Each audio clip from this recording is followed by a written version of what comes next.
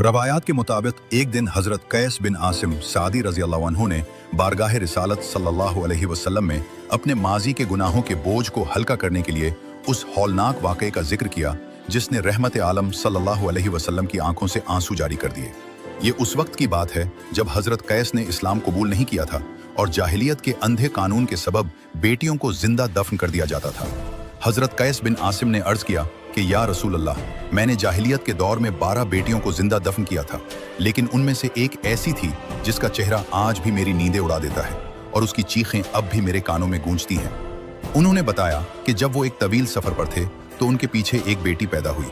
उनकी अहलिया ने बच्ची की मोहब्बत में और कैस के खौफ से उसे छुपा दिया और अपने मैके भेज दिया। जब कैस वापस आए तो अहलिया ने कह दिया कि बच्चा मरा हुआ पैदा हुआ था।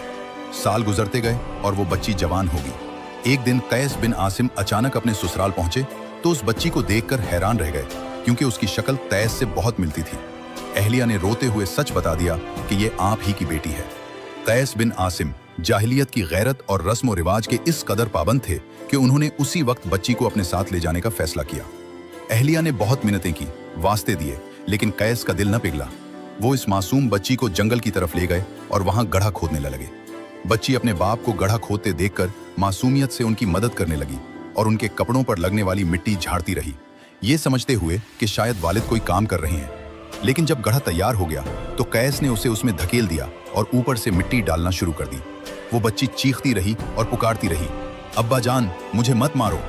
लेकिन कैस ने उस वक्त तक मिट्टी डालना बंद न किया जब तक उसकी आवाज दब न गई और वो जिंदा दफन न हो गई। ये वाकया सुनाते हुए कैस बिन आसिम खुद भी रो रहे थे और रहमत आलम सल्लल्लाहु अलैहि वसल्लम की आंखों से भी आंसू जारी हो गए, यहाँ तक कि आप सल्लल्लाहु अलैहि वसल्लम की दाढ़ी मुबारक तर हो गई।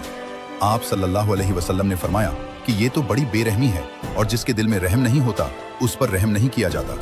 जब कैस बिन आसिम ने पूछा, या रसूल अल्लाह, क्या इस गुनाह का कोई कफ़ारा है? आप सल्लल्लाहु अलैहि वसल्लम ने फरमाया, हर बेटी के बदले एक गुलाम आज़ाद करो। एक रिवायत में यह भी है कि आप सल्लल्लाहु अलैहि वसल्लम ने फरमाया, इस्लाम लाने से पिछले तमाम गुनाह माफ हो जाते हैं। ये वाकया इस बात की गवाही है कि इस्लाम ने किस तरह इंसानियत को तारीकी से निकालकर बेटियों को वो मकाम दिया जिसकी मिसाल पहले कभी नहीं मिलती थी।